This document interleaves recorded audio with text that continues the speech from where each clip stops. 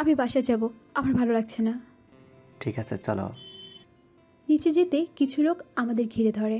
তাদের হাতে হকি ছিল। আমাকে মারার কোনো প্ল্যান ছিল না। তারা রাফির উপর হামলা চালায়। রাফিও নাছোড়বান্দা, সেও তাদের সাথে মারামারি করতে থাকে। আমি এক কোণে দাঁড়িয়ে আছি। যখন দেখা যাচ্ছে পারা যাচ্ছে না, তখন রাফি তার বন্দুক বের করে হাওয়ায় গুলি চালায়। সবাই ভয়ে পালিয়ে যায়। আমরা বাসায় যাই। সবার কাছে খবর পৌঁছে যায়। সবাই এটা দেখে সিদ্ধান্ত নেয় যত তাড়াতাড়ি সম্ভব বিয়েটা দিয়ে দিবে। কয়েকদিনের মধ্যে বিয়েটা দিয়ে দিবে ঠিক করে। আমাদের উপর হামলা হয় শুনে অয়ন ভাইয়া দৌড়ে আসে। মেঘা মন খারাপ করে সোফায় বসে আছে। অয়ন মেঘার কাছে গিয়ে বসে আর হতভম্ব হয়ে মেঘাকে জিজ্ঞেস করে, তোর কিছু হয়নি তো? না। অভিমানী কণ্ঠে অন্যদিকে তাকিয়ে বলে, তুইও তো ছিলি ওইখানে। রাফি বলল, তাহলে তুই দেখিসনি? আমি দেখলে কাউকে যেতে দিতাম না ওইখান থেকে। কোথায় ছিলে? উনি ব্যস্ত মানুষ, অনেক জরুরি কাজে জরুরি লোকের সাথে ব্যস্ত ছিল। অয়ন ভাই, মাথা ঠান্ডা কর। তোকে একটা খবর দেই, মেঘার বিয়ে কিছুদিনের মধ্যেই হয়ে যাবে বলে সিদ্ধান্ত নেয় সবাই। কি? কিন্তু এত তাড়াতাড়ি? আঙ্কেল, এটা একটু বেশি তাড়াতাড়ি হয়ে গেল না? কিচ্ছু করার নেই, মেঘা রাফির সাথে সেফ থাকবে। আজ রাফিয়ার কারণেই মেঘা বেঁচে গেছে। তোর বাপ একটু বেশি বোঝে। একটু বেশ, অনেকটাই বেশি বোঝে। আচ্ছা ঠিক আছে, আপনি মেঘাকে তো জিজ্ঞেস করেন ও রাজি আছে কিনা। আমি রাফিকে বিয়ে করতে রাজি। আজ বললে আমি আজই করব। এটা বলে মেঘা হনহনিয়ে ওপরে তার রুমে চলে যায়। মেঘার আবার কি হলো? তোর বোনকে মরণে টানছে বলে বাহিরে যায়। পেছনে রিমানও যায়। আরে দাঁড়া, কই যাস? আমি যেভাবেই হোক বিয়েটা ভাঙবো, কিন্তু তোর বোনের এটা বলার কি দরকার যে সে রাফিকে বিয়ে করতে রাজি? তা আবার আজ বললে আজই? মেঘা আবার রাফির প্রেমে পড়ে যায়নি তো? রিমানের গলা ধরে বলে, তাহলে ওই রাফি আর তোর বোনকে মেরে নদীতে ভাসিয়ে দেব। আরে ছাড়, আমি কি রাফির প্রেমে পড়ছি নাকি? ছাড় ছাড়। অয়ন রিমানের গলা ছেড়ে দেয়। আর শোন, কি মেরে দিব বলছিস? তুই আমার বন্ধু মানলাম, কিন্তু মেঘাও আমার বোন, একটু হলেও খারাপ লাগে? আমার যে কষ্ট লাগছে ওইটা কি? এক কাজ কর, রাফিকে ফোন কর আর বল এত তাড়াতাড়ি বিয়ে করার কি দরকার। আমি চুপচাপ ফোন কর। রিমান ফোন করে রাফিকে। হ্যালো রিমান বলো। আচ্ছা, বিয়েটা একটু বেশি তাড়াতাড়ি হয়ে যাচ্ছে না? আমিও তো তাই বলছি, বিয়েটা একটু বেশি তাড়াতাড়ি হয়ে যাচ্ছে, কিন্তু আমার বাবা কোনো কথা শুনছে না আমার। সব বাবারাই বদের হাড্ডি হয়। মানে? কিছু না। আচ্ছা, তোমার আর কোনো কথা না থাকলে আমি ফোনটা রাখি, আসলে আমি থানায় আছি। ঠিক আছে। তার মানে বিয়েটা হচ্ছে, যাক আমার জন্যই ভালো। আহারে, ভালো পোলারা দুঃখে পাগল হয়ে গেল। মেঘা অন্য কারো বউ হয়ে যাবে। এটা তো আমি হতে দিব না। বউ তো তোর বোন আমারই হবে, আর খুব তাড়াতাড়ি। বিয়ে করবি ভালো কথা, কিন্তু আমার কিছু শর্ত আছে। কি শর্ত? এক, আমার বোনকে জোর করে উঠিয়ে নিয়ে গিয়ে বিয়ে করা যাবে না। 2, পালিয়ে বিয়ে করা যাবে না। 3, ধোঁকা দিয়ে সবার অমতে বিয়ে করা যাবে না। এতে আমার বোনের বা আমার পরিবারের বদনাম হতে পারে। অয়ন রিমানের কথা শুনে তার কোনো তাক্কা না করে না শোনার মতো ভান করে চলে যায়। আমি তোর ভবিষ্যতের শালা লাগে, আর শালাকে এইভাবে অপমান করতে পারিস না। শোন, আমার কোনো বেজ্জতি নাই, দিন আমারও আসবে। মেঘা ওইদিকে রুমে গিয়ে দরজা লাগিয়ে কান্না করছে। আমার অনেক রাগ হচ্ছে, একটা চাপা কষ্ট অনুভব হচ্ছে, আর কি হারানোর ভয়ও করছে। সব মিলে অদ্ভুত একটা ফিল হচ্ছে। আমি চাই না কান্না করতে, তাও চোখ থেকে পানি ঝরে যাচ্ছে। আগে কখনো এতটা কষ্ট হয়নি, আর কারোর উপর এতটা অভিমান বা রাগও হয়নি। রিমান রুমে গিয়ে দেখে ফারিয়া গম্ভীর চিন্তায় মগ্ন। নিজের চুল আঁচড়াতে আঁচড়াতে কিছু একটা ভাবছে। কি এত মনোযোগ দিয়ে ভাবছো? ফারিয়া কিছুক্ষণ রিমানের দিকে তাকিয়ে থেকে তারপর বলে, আচ্ছা রিমান, তোমার কাছে শত শত মানুষের জীবন বেশি দামি নাকি অনেকগুলো টাকা? যেহেতু আমি ডক্টর, তাই মানুষের জীবনের কথাই বেশি ভাববো। আর ডক্টর না হলেও মানুষের জীবন আমার কাছে বেশি দামি হতো, সেটা একজনের থাক বা শতজনের। আচ্ছা মনে করো তোমার কাছে বিশাল জমি আছে, সেখানে অনেক মানুষ থাকে, তাদের আর কোথাও যাওয়ার জায়গা নেই। এখন কেউ যদি এসে তোমাকে 20 কোটি বা তার থেকেও বেশি দেয় ওই জমিটা দিয়ে দেওয়ার জন্য, তাহলে তুমি কি করবে? আমার কাছে কোনো জমিও নাই, বা কেউ আমাকে বিস্কুটে, বাপরে বাপ, বলতেও ভারী লাগছে। যাই হোক, দিবে না। সো এসব আলতু ফালতু কথা বলে লাভ নাই। কাল আমার সাথে তোমাকে একটা জায়গায় যেতে হবে, যাবে? কোথায়? কেন? যেতে বলছি, যাবে? সরি, পারবো না। ঠিক আছে বাবা। জোরে ডাক দিয়ে বলে। এই, বাবাকে কেন ডাকো? ভালো করে বললেই যাব। কালকে আমার সাথে একটা জায়গায় যাবে। ঠিক আছে ঠিক আছে, এত অনুরোধ করা লাগবে না, আমি যাব। ধন্যবাদ। ওকে, আমি এখন হসপিটাল যাচ্ছি, একটু কাজ আছে। ওকে। অয়ন অফিসে তার চেম্বারে বসে বসে কিছু একটা ভাবছে। তখন নীল সোজা ঢুকে যায়। কিভাবে মেঘার বিয়ে আটকাবি সেটা ভাবছিস নাকি? অয়ন মাথা উঠিয়ে দেখে নীল দাঁড়িয়ে আছে, সাথে সাথে উঠে দাঁড়ায়। তুই ভেতরে এলে কিভাবে? রিনা, রিনা! জোরে চিৎকার করে বলে। রিনা দৌড়ে আসে। জি স্যার, কিছু হয়েছে? তুমি কি করছিলে? যে কেউ আমার কেবিনে আমার অনুমতি ছাড়া ঢুকে যাচ্ছে। ওকে বকে লাভ নেই, আমি বলেছিলাম যে আমি তোর ভাই। ভাই মাই ফুট, তুই আমার কোনো ভাই না। আর রিনা, আরেকবার যেন এমন ভুল না হয়। Sorry sir. একটু যাও তো, আমার অয়নের সাথে কিছু কথা আছে। রিনা অয়নের দিকে তাকায়। অয়ন চোখের ইশারায় যেতে বলে। রিনা চলে যায়। শুনলাম মেঘা নাকি বিয়ে ঠিক হয়ে গেছে, সত্যি নাকি? এটা নিয়ে তোর মাথা না ঘামালে চলবে। আর হ্যাঁ, ওই দিন মেঘাকে কি উল্টোপাল্টা কথা বলেছিলে? তোর শকুনের নজর মেঘা থেকে সরিয়ে নে, নাহলে কিছু দেখার অবস্থায় রাখবো না। আমি তো ভয় পেয়ে গেছি, কি করব বল। আমাদের দুই ভাইয়ের বড্ড মিল, তোর যেটা ভালো লাগে আমারও সেটা ভালো লাগে। এটা অন্য কিছু মনে করিস না যে তোকে আগের মতো দিয়ে দেব। ভুল, তুই দিস নেই, আমি ছিনিয়ে নিয়েছি। এইটা তোর ভুল ধারণা। আমি দিয়েছি বলে নিতে পেরেছিস, নাহলে কারোর সামর্থ্য ছিল না। দেখা যাবে কার কতটুকু সামর্থ্য। সেটা আমার প্রমাণ করার দরকার নেই। শুধু একটা কথা, মেঘার দিকে চোখ তুলে তাকালে তোর জন্য খুব ভালো হবে না। Just get out. ওকে, মনে রাখবো। বলে নীল বেরিয়ে যায় অয়নের অফিস থেকে। কি করব ভাই, আমার অভ্যেসটা খারাপ হয়ে গেছে। তোর থেকে তোর প্রিয় জিনিস ছিনিয়ে নিতে আমার খুব ভালো লাগে। আর মেঘা তো তোর খুব কাছের জিনিস। যাক, যেটা জানতে গেছিলাম সেটা জানা হয়ে গেছে। তার মানে সত্যি সত্যি মেঘার অন্য কারোর সাথে মেঘার বিয়ে হলে অয়ন অনেক বেশি কষ্ট পাবে, আর আমার সাথে হলে তো কষ্টের কোনো সীমা থাকবে না। ফারিয়া রিমানের হসপিটালে যায়। গিয়ে রিমানকে খুঁজতে থাকে। রিমানকে খুঁজতে তার চেম্বারে যায়। গিয়ে দেখে সেখানে রিমান নেই। ফারিয়া সেখানে গিয়ে রিমানের ডক্টরের পোশাক পরে দেখছে। তার চেয়ারে বসছে, সব কিছু খুঁটিয়ে খুঁটিয়ে দেখছে। তখন নার্স আসে। কে আপনি? এখানে এভাবে কি করেন? আমি ডক্টর রিমানের বউ। একটা ভাব নিয়ে বলে। সরি ম্যাম, ডক্টর রিমান তো সবার সাথে ক্যান্টিনে আড্ডা দিচ্ছে। কাদের সাথে? ডক্টর শফিস, ডক্টর রহিম, ডক্টর সাইমা, ডক্টর রাইসা। এই নামটা শোনার সাথে সাথে উঠে দাঁড়ায়। হতভম্ব হয়ে জিজ্ঞেস করে, ক্যান্টিনটা কোথায়? নিয়ে চলেন তো আমাকে। এটা বলে নার্সের আগে আগে আমি যাচ্ছি। তাড়াহুড়ো করে গিয়ে দেখি রিমা দুটো ছেলে আর 4টি মেয়ের সাথে বসে আছে। আর বসেছে কোথায়? একদম 2 মেয়ের মাঝখানে। তাদের হাত রিমানের কাঁধে। এমনভাবে হেসে হেসে কথা বলছে যেন আর কোনো দিন হাসতে পারবে না। দেখে গা জ্বলে যাচ্ছে। আমি তাড়াতাড়ি গিয়ে ডাক দিই, রিমান। রিমান পেছনে ফিরে দেখে ফারিয়া দাঁড়িয়ে আছে। এটা দেখে রিমান উঠে মেয়েদের থেকে একটু দূরে দাঁড়ায়। কিছু একটা চিন্তা করে, আবার কাছে এসে দাঁড়ায়। সবাই দাঁড়িয়ে পড়ে। তুমি এখানে কেন এসেছো? কেন, আমি আসতে তোমার বুঝি কোনো প্রবলেম হয়েছে?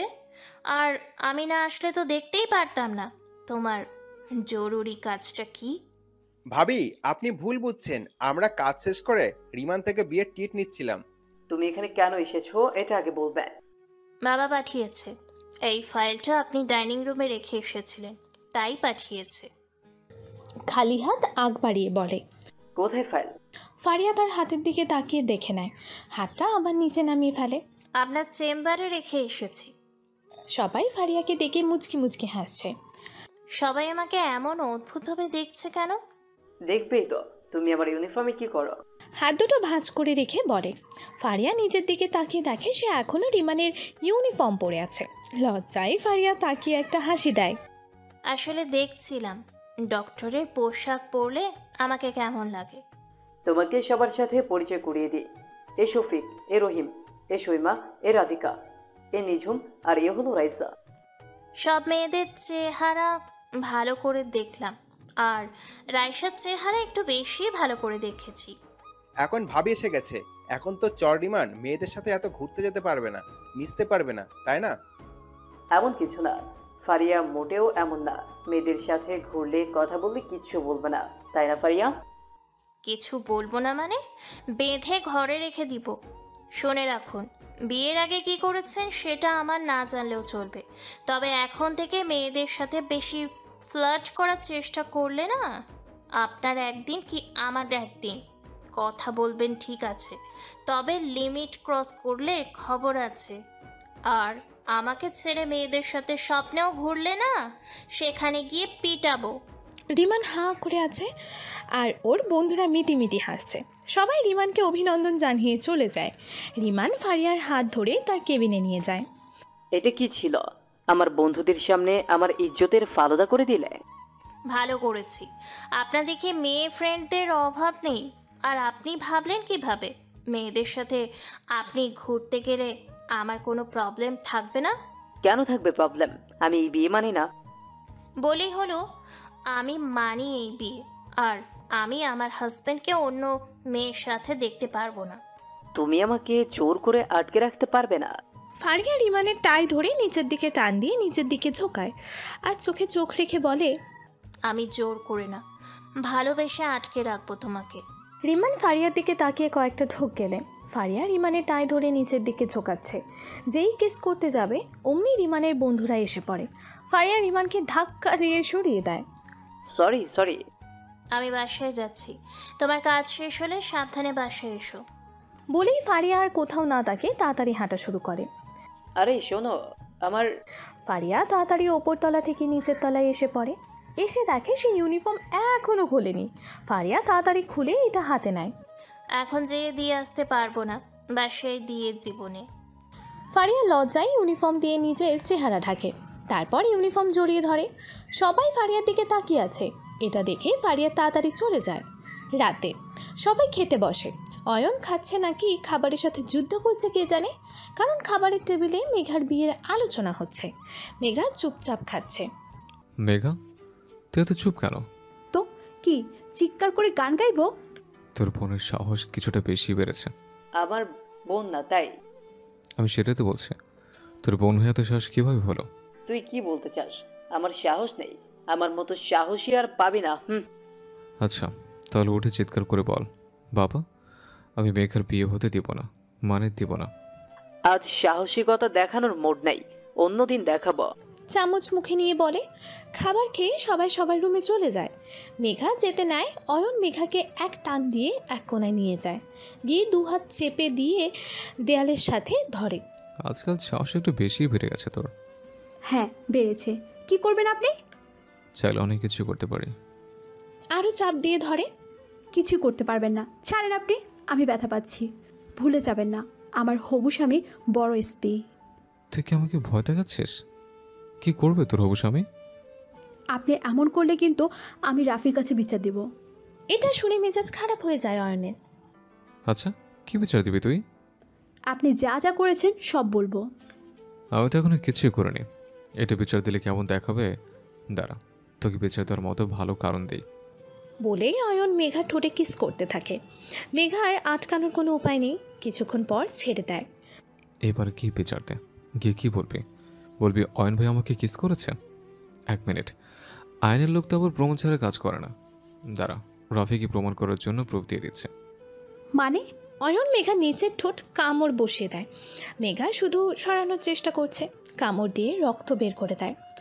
এবার প্রমাণ সহ বিচার দে রাফির কাছে, দেখবো তোর এসপি আমার কি বিচার করে। বলেই মেঘাকে ছেড়ে নিজের রুমে যেতে থাকে। কি ভাবেন কি নিজেকে? হ্যাঁ, যে আমার পিছনে পড়ে রয়েছে তার থেকে বড় সাইকো আপনি?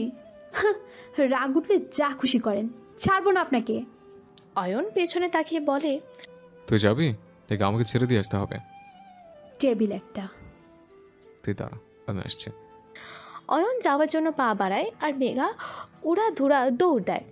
দাঁড়া, ওই বলেই হাসতে হাসতে নিজের রুমে চলে যায়। সকালে মেঘার বিয়ের প্রস্তুতি জোরদার হতে থাকে। সেখানে অয়ন সাহায্য করছে।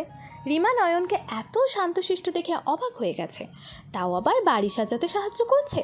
রিমান অয়নের কাছে গিয়ে অয়নের কপালে হাত দিয়ে চেক করছে। কি হলো? তোর কিছু হলো না তো? এটা মেঘার বিয়ে আর তুই এত শান্তভাবে বসে আছিস, তা আবার সাহায্য করছিস? দেখতে হবে না নিজের বিয়েতে যেন কোনো কমতি না থাকে। প্ল্যান কি তোর? জেনে যাবি, অপেক্ষা কর। শুধু শুধু আমার বিয়ের ডেকোরেশনটা শেষ করে দিল, এখন আবার নতুন করে ডেকোরেশন করা লাগছে, কতগুলো টাকা বেঁচে যেত। আফসোসের সাথে বলছে। শালা কিপটা। মেঘা চোখ কচলাতে কচলাতে নিচে আসে। এসে দেখে অয়ন সবাইকে অর্ডার দিচ্ছে কাজ তাড়াতাড়ি করতে। দেখে রাগ হচ্ছে মেঘার। আমাকে বিয়ে দিয়ে বিদায় করা কত তারা এনার। মনে হয় আমি এনার উপর বোঝা হয়ে আছি। বিয়ে দিয়ে বিদায় করতে পারলেই বাঁচে। গিয়ে সোফায় বসি, মাথাটা চিনচিন করে ব্যথা করছে। কাল সারা রাত ঘুম হয়নি। যে কাহিনী হয়েছে তাতে ঘুম আসারও কথা না। জানি না কার কফি রাখা টেবিলে। আমি কিছু না ভেবে উঠিয়ে খেতে থাকি। আমি বসে চুপচাপ কফি খাচ্ছি আর কি একটা নিয়ে গভীর ভাবনায় মগ্ন আছি। সেটা কি নিজে উপলব্ধি করতে পারছি না। কিছুক্ষণ পর অনুভব করলাম আমার পাশেও কেউ দাঁড়িয়ে আছে। আমি তার দিকে তাকালাম। তাকিয়ে দেখি অয়ন ভাইয়া এক হাত পকেটে ঢুকিয়ে আমার দিকে তাকিয়ে আছে। আমিও তার দিকে এক ধ্যানে তাকিয়ে আছি। কিরে, এমন হ্যাবলার মতো তাকিয়ে আছিস কেন? রিমন ভাইয়ের কথায় হুঁশ ফিরে আমি তাড়াতাড়ি চোখ ফিরিয়ে সরে যাই। কফিটা আমার ছিল, আমি জাস্ট এক চুমুক দিয়ে এখানে রেখেছি ঠান্ডা হওয়ার জন্য। আমার কফি ফেরত দে। এক কাপ কফির জন্য কেমন করছে দেখো। এটাতে আমি মুখ লাগিয়ে ফেলেছি। আপনার জন্য আরেকটা আনতে বলছি। লাগবে না, তুই আনা। যেটা আমার সেটা আমারই। অয়ন ভাইয়া আমার হাত থেকে কফিটা নিয়ে খেতে থাকে। ও মা গো, টুরু লাভ। তা মেঘা, তোর ঠোঁটের এই অবস্থা কেন? এখন গরম পড়ছে তাই ফেটে রক্ত বের হয়েছে মনে হয়। ঠোঁটে কিছু দিয়ে রাখবি সব সময়। মেঘা ঠোঁট ধরে কটমট করে অয়নের দিকে তাকায়। আর অয়ন কিছুই করেনি এমন একটা লোক তাই। উপর থেকে ফারিয়া সিঁড়ির রিল ধরে নামছে। কি হয়েছে তোমার? তেমন কিছু না, আমাদের না একটা জায়গায় যাওয়ার কথা ছিল, যাবে না? তুমি বসো, আমি উপর থেকে গাড়ির চাবিটা নিয়ে আসছি। ঠিক আছে। রিমান ওপরে চলে যায়। কি ব্যাপার মেঘা, দেখে তো মনে হচ্ছে কাল সারা রাত ঘুমাওনি। কার খেয়ালে মগ্ন ছিলে? আমি অয়ন ভাইয়ের দিকে তাকিয়ে দেখি অয়ন ভাইয়া আমার জবাব শোনার জন্য চোখ স্থির করে আমার দিকে তাকিয়ে আছে।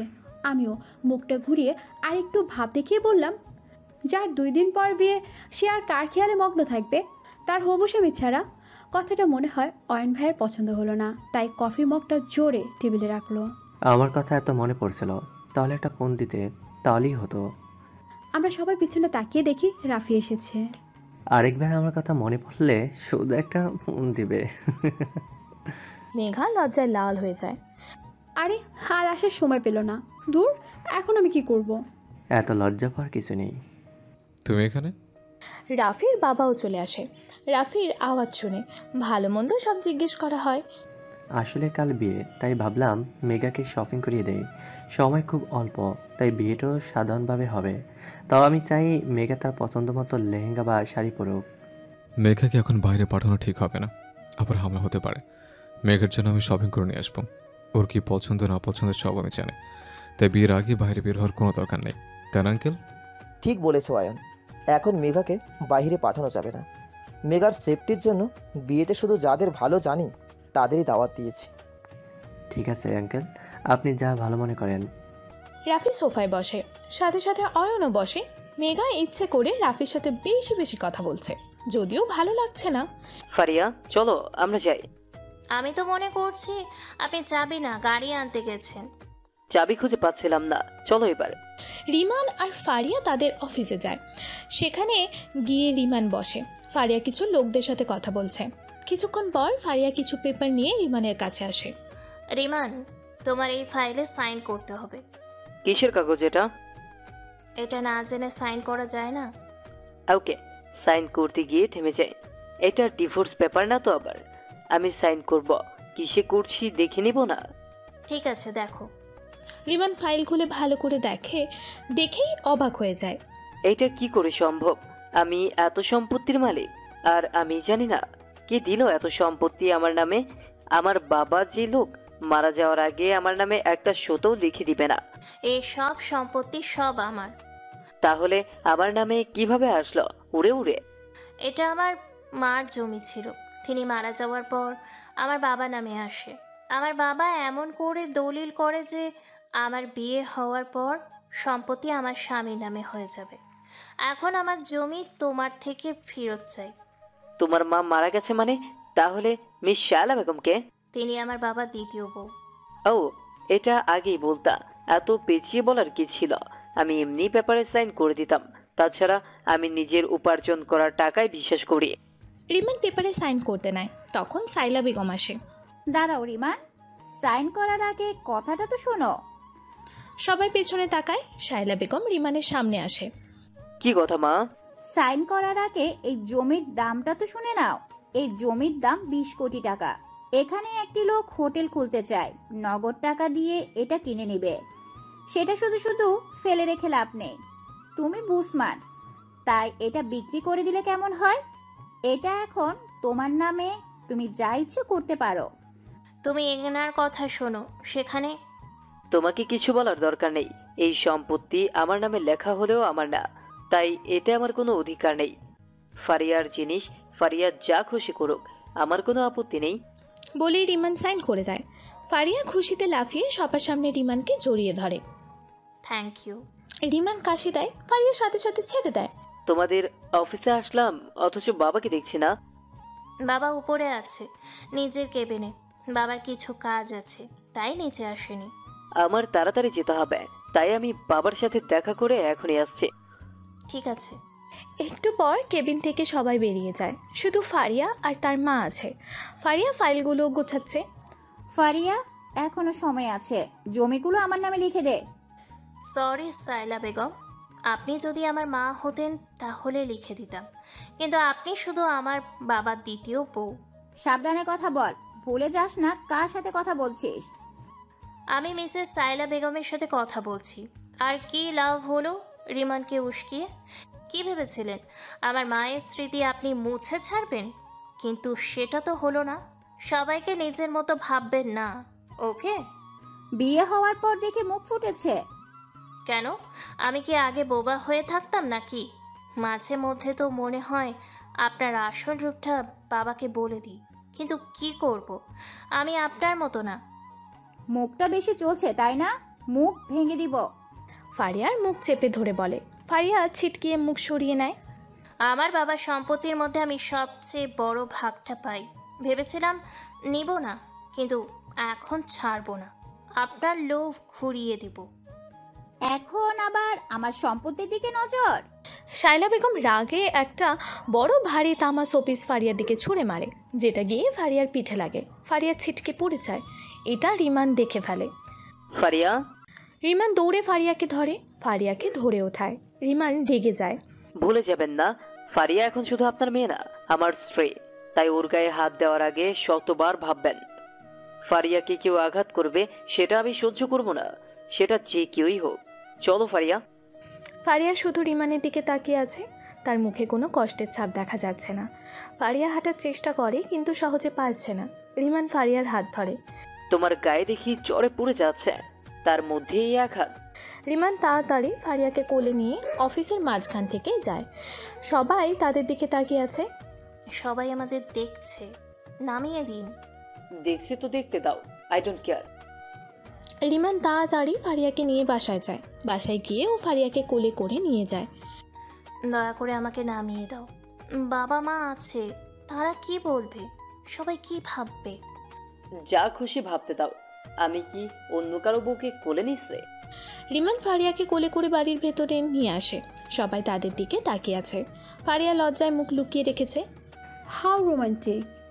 32টা দাঁত বের করে বলে, ও রোমান্টিক ওয়াদা, তোর ভাবি অসুস্থ, চলতে পারছে না, তাই কোলে উঠিয়েছি। কি হয়েছে? জ্বর। হ্যাঁ, ভাবিকে সকালেও অনেক অসুস্থ মনে হচ্ছিল। অয়ন, ডক্টরকে ফোন দে। হ্যাঁ, তুই কি মিস্ত্রি নাকি? ডক্টর থাকতে ডক্টরকে ফোন দিব? ও সরি, আমি ভুলেই গেছিলাম। ঠিক আছে, আমি ফারিয়াকে নিয়ে উপরে যাচ্ছি। রিমান ফারিয়াকে নিয়ে ওপরে যায়। অয়নের ফোন আসে। হ্যাঁ রিনা, বলো। অয়ন রিনার সাথে কথা বলছে, সেটা দেখে মেঘা চোখ ছোট ছোট করে তাকিয়ে আছে। এটা দেখে অয়ন কথা বলতে চলে যায়। কি এমন ঘোড়ার ডিম বলবে সেটা আমার সামনে বলা যাবে না। নিশ্চয়ই ভালোবাসার কথা বলবে। ভালোবেসে আরেকজনকে কিস করে অন্যজনকে, শয়তান একটা। রিমান ফারিয়াকে শুইয়ে চেক আপ করে, কিছু ঔষধ দিয়ে ফারিয়াকে শুইয়ে দেয়। উনি তোমাকে মারলো কেন? কি হচ্ছে? কিছুই তো বুঝছি না। সম্পত্তির জন্য। সেটা আমার মার নামে ছিল। সেখানে একটা দারিদ্রাশ্রম আর একটা এতিমখানা আছে। সেটা বিশাল বড়। এই দুটো আশ্রম কোনো অনেক বড়, যেটা আমার নানা আমার মাকে লিখে দিয়েছিল। আর আমার মার ইচ্ছে ছিল আমার নামে লিখে দেবে, যেটা হওয়ার আগেই তিনি মারা যায়।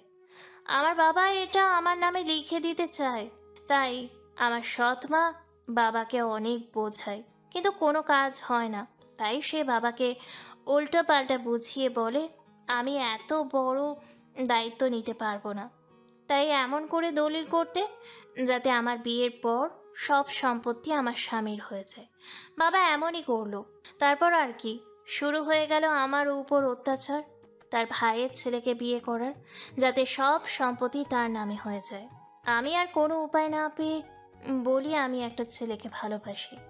তারা জিজ্ঞেস করে সে ছেলেটা কে, আর তখন আমার চোখে পড়ে একটা ম্যাগাজিন।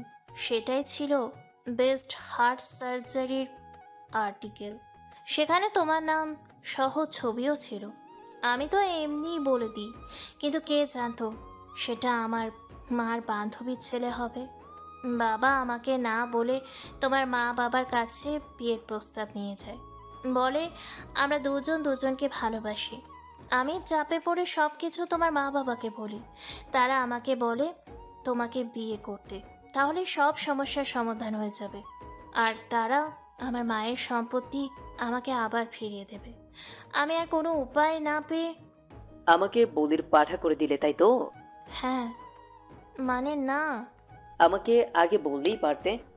আমি বলেছিলাম তোমাকে সব কিছু বলার কথা, কিন্তু তোমার বাবা না করে, আর বলে কি তারিফ করেছে আমার? বলেছে তুমি নাকি একটা গাধা, রাম ছাগল, সব প্যাচ লাগিয়ে দিবে, তাই এখন বলার দরকার নেই। প্রথম দিনেই এত তারিফ করেছে, ইজ্জতের ফালুদা করে দিয়েছে। আচ্ছা, এইসব কথা তুমি তোমার বাবাকে বলো না কেন? অনেক কষ্টে বাবা নিজেকে সামলেছে, অনেক জোর করে বিয়ে দিয়েছি বাবাকে, এখন একটু মাকে ভুলতে পেরেছে, আর আমি বাবাকে আবার কষ্ট দিতে চাই না। মানে নিজে খাল কেটে কুমির এনেছো? ফারিয়া ওই দিক ফিরে ঘুমিয়ে যায়, কারণ রিমান তাকে ঘুমের ওষুধ দেয়। অনেকক্ষণ পর রিমান এসে দেখে ফারিয়ার অবস্থা আরও খারাপ হয়ে গেছে, জ্বরে কাঁপছে। রিমান তাড়াতাড়ি ফারিয়াকে একটা ইঞ্জেকশন দেয়, তারপর পানি এনে ফারিয়ার হাত পা মুছে দিচ্ছে, কপালে পানি পটি দিচ্ছে। চোখে অশেষ ঘুম, তাও মৃদু মৃদু তাকিয়ে দেখছি একজন আমাকে পরম ভালোবাসায় আমার যত্ন করছে, আর তার চেহারায় চিন্তার ছাপ স্পষ্ট দেখা যাচ্ছে। যতটা শান্তি আমার জলপট্টি দেওয়াতে না হচ্ছে, তার থেকে বেশি হচ্ছে রিমানের স্পর্শে।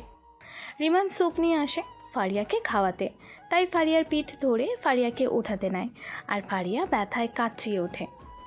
কি হলো ফারিয়া? রিমান ফারিয়াকে ঘুরিয়ে দেখে ফারিয়ার পিঠ লালচে হয়ে যায়, যেটা দেখে রিমানের চোখে পানি চলে আসে। আরেকবার ওই মহিলা কিছু করতে চাইলে ছাড়বো না আমি। ফারিয়াকে উঠিয়ে বালিশ খাড়া করে তাকে বসায়। রিমান গিয়ে ঔষধ নিয়ে আসে, এসে ফারিয়ার পাশে বসে। ফারিয়ার পিঠ নিজের দিকে ফেরায়, তারপর রিমান ফারিয়ার ব্লাউজের ফিতাগুলো এক এক করে খুলতে লাগে। ফারিয়া আটকানোর চেষ্টা করছে, কিন্তু পারছে না। রিমান ফিতাগুলো খুলে আস্তে আস্তে ওষুধ লাগিয়ে দেয়।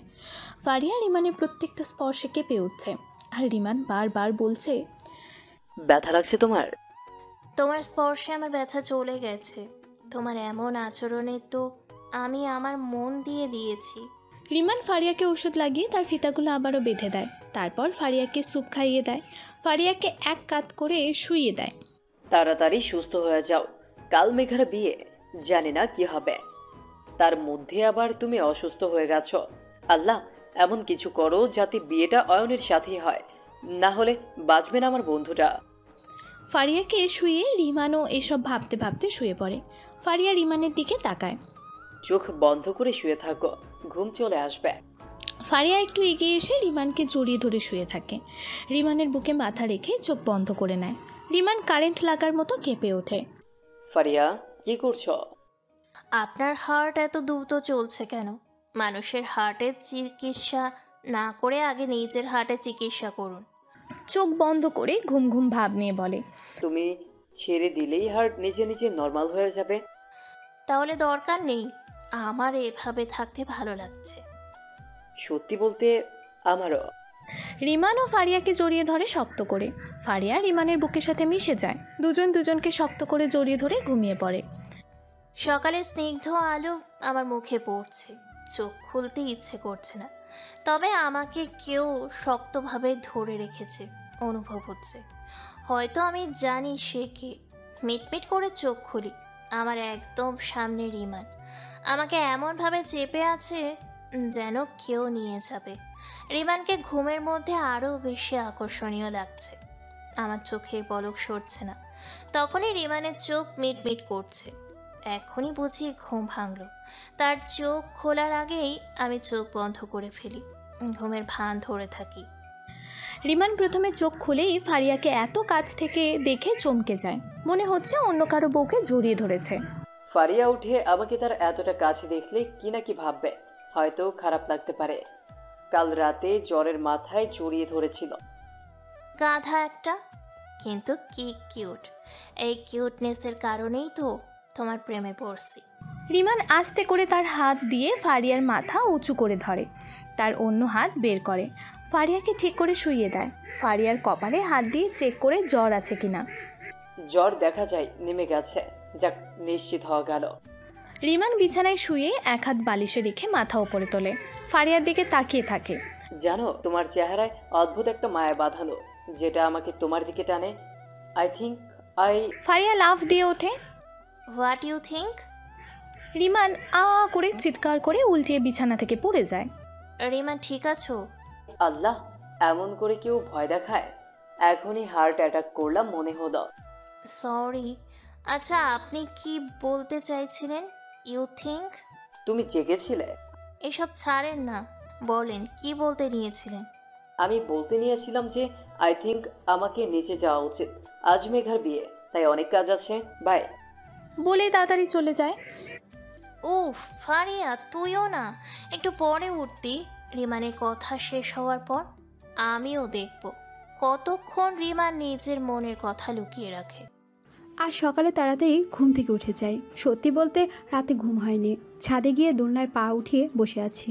ঠিক কতক্ষণ ধরে বসে আছি জানি না। সবাই বলে বিয়ের দিন নাকি মেয়েদের অনেক ফিলিংস আসে, অন্যরকম লাগে, কিন্তু আমি কিছু ফিল করতে পারছি না। সূর্যের আলো তো আমার মনে মেঘ ছেয়ে আছে, কিন্তু এতে আমার কিছুই করার নেই। আমি চাইলেও এই বিয়ে হবে, না চাইলেও এই বিয়ে হবে।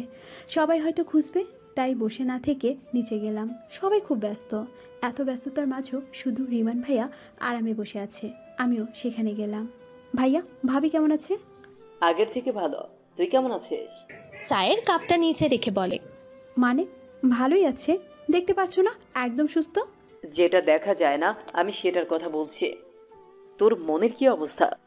আমার মনে অসংখ্য মেঘ ছেয়ে আছে, যেমন থাকা উচিত তেমনি আছে। তখনই আমার নজর পড়ে অয়ন ভাইয়ের দিকে। কি সুন্দর বিয়ের সাজে ব্যস্ত আছে। শত কিছুর পরও আমি ভেবেছিলাম হয়তো অয়ন ভাই আমাকে একটু হলেও ভালোবাসে, হয়তো সে আমার মনের অবস্থা বুঝে বিয়েটা সে কোনোভাবে ভেঙে দিবে। হয়তো আমি ভুলছিলাম, তিনি হয়তো সত্যি রিনাকে ভালোবাসে। আমার উপর এত অধিকার শুধু তার বন্ধুর বোন হিসেবে দেখত। তার চোখের মাঝেও আমি ভালোবাসা দেখতাম, কিন্তু সেটা শুধুই আমার চোখের ভুল ছিল। ওনার চোখে আমাকে হারানোর ভয় আমি দেখতে পারছি না। হারানোর ভয় তখন লাগে যখন আমরা কাউকে ভালোবাসি। সে তো আমাকে ভালোই বাসে না। কাকে এমন শকুনের নজরে দেখছিস তুই? মেঘা কিছু না বলে উঠে চলে যায়। বেইজ্জত করার একটা সীমা আছে। ওই তোর বড় ভাই হয়ে আমি কোনো দামি নাই? দেখতে দেখতে সন্ধ্যা হয়ে যায়। আমি বসে আছি, আমাকে সাজানোর জন্য মেয়েরা এসেছে। রুমে লাল লেহেঙ্গা পরে আছে। জীবনে বিয়ে করা থেকে বউ সাজার বেশি ইচ্ছে ছিল, কিন্তু আজ সে আশাটাও নেই। আমি শুধু পুতুলের মতো বসে আছি, আমাকে সাজানো হচ্ছে।